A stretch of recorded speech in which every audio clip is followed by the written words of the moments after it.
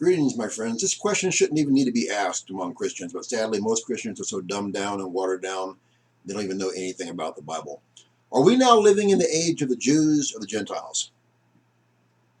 For the last 2,000 plus years, we've been living in the age of the Gentiles. God gave the Gentiles a chance after his chosen people, the Jews, blew it, and he's going to give them another chance after the imminent rapture, or harpazo and catching away, during the 70th week of Daniel, aka the tribulation, great tribulation, is when God will focus on his chosen people, the Jews. The Gentiles take a very, very far back seat then. So let's go ahead and go over the Feast of Trumpets, as I've gone over so many times in the past. I found a Jewish website, and I'm going to go ahead and break it down for you. This is right from Israel. This is a Jewish website, and this man, his name is Israel, by the way. He's a doctor. This is what he's saying. Have you ever wondered why Rosh Hashanah, aka the Feast of Trumpets, is not highlighted in the Torah as pilgrimage holidays as Passover, Shavuot, and Sukkot are? This is because Rosh Hashanah is not a biblical of our biblical holidays. Both replaced original biblical holidays. They're not even the original holidays. They replaced holidays that were in the Bible to start with. Okay, so Rosh Hashanah had a totally different purpose than the onset, which focuses on the onset of a new year, repentance, and commitment to live the next year properly. So, he's saying, in the Bible, the only mention of Rosh Hashanah, New Year, in the Bible is in the writing of Ezekiel. Ezekiel was speaking about the first day of the first month, later called Nisan.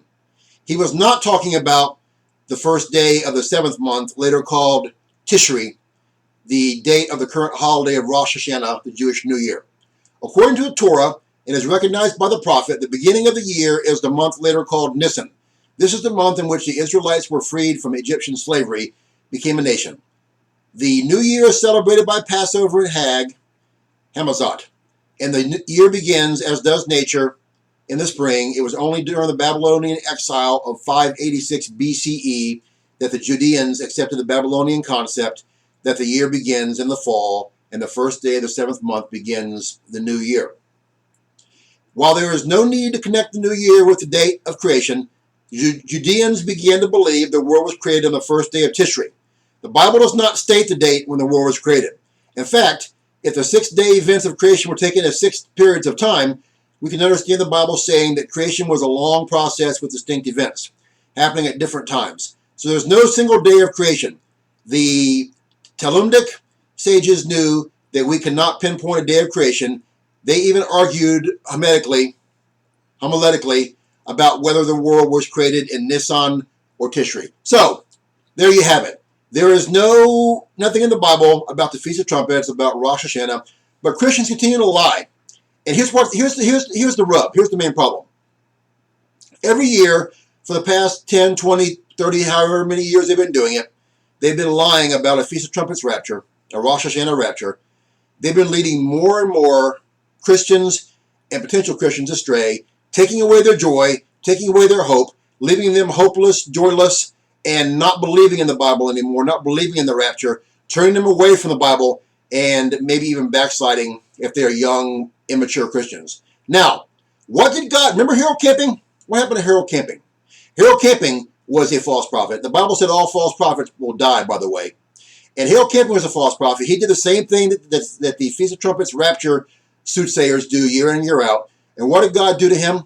First of all, God took away his voice. He mysteriously could not talk anymore. Doctors couldn't figure out why it was. His voice just mysteriously disappeared. And soon after that, God took his life.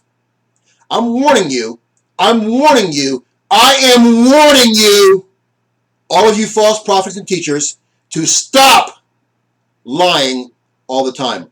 The rapture can happen any day of any week, of any month, of any year. Can it fall on a day of any Jewish feast? Of course it can. It's all in God's timing. But it's not set for any certain day or time. Only in God's timing. You better stop with your lies. You better stop misleading people, because you will pay for it at the great white throne judgment, my friends, when you're cast into the lake of fire. I'm tired of playing games with all of you. If you've never been saved, you're backslidden, pray the prayer, do the 6 steps in the box below the video. May God bless you. Share this video. Wake up. The rapture is happening soon for the true bride of Christ.